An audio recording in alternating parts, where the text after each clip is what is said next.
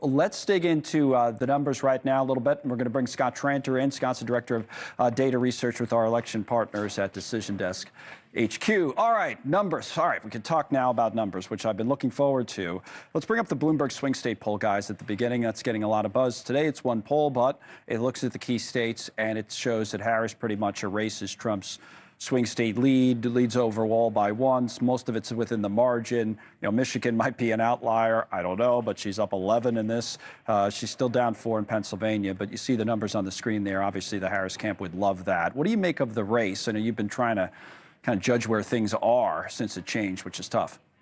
Yeah, we've been looking at these numbers a while. We haven't seen blue numbers like that on top for the last 6 or 7 months. So this is a different trend, and that Michigan number, as you pointed out, is surprising. But I'm a big fan of the averages, and the averages say that it's not quite that good for Harris, but it's certainly trending that way, especially in Pennsylvania, Wisconsin, and Michigan, where the averages have her about tied instead of 1 or 2 points up. One other thing to note, at least on the averages, Connell, is about an hour ago, we got enough polls in nationally. For the first time in the last 9 months, VP Harris is polling a little bit ahead, about 0.9% ahead of Donald Trump nationally. Joe Biden did not do that for the last year in our polling average. Oh, that's VP interesting. Harris. So that's the DDHQ. Don't put up the full screen, guys, because it sounds like we're going to have to update it.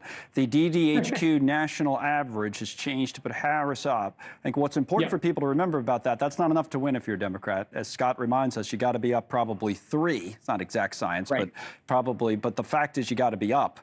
Tie's not good enough if you're a Democrat, right? But now she's up. Exactly. And it's the trend, right? So you showed those Bloomberg polls. That is a good trend. Those Bloomberg polls did not look that good for Joe Biden a month ago. They look pretty good for Harris now. It is certainly trending her way. But, you know, as you point out, it is, you know, she needs to be up by a little bit more than that.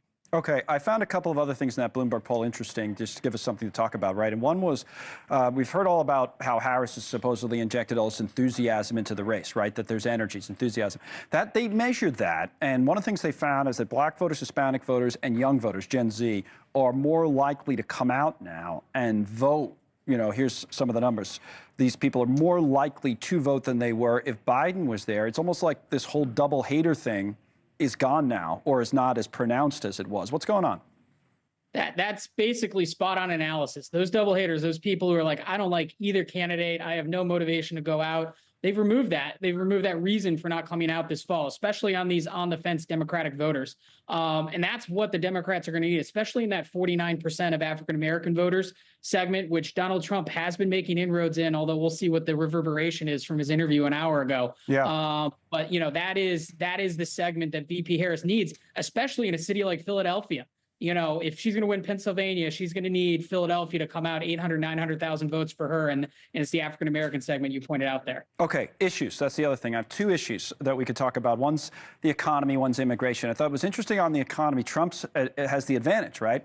And there it is. Who do you trust more to handle the economy? 53-37. That was a bigger advantage. It was 14, I believe, when Biden was in the race. So, you know, glass half full, glass half empty. Still Trump. Harris is closer. Second one, though, immigration, and that is going to be the issue to me. If it becomes about issues, that's the weakness, right, for Harris.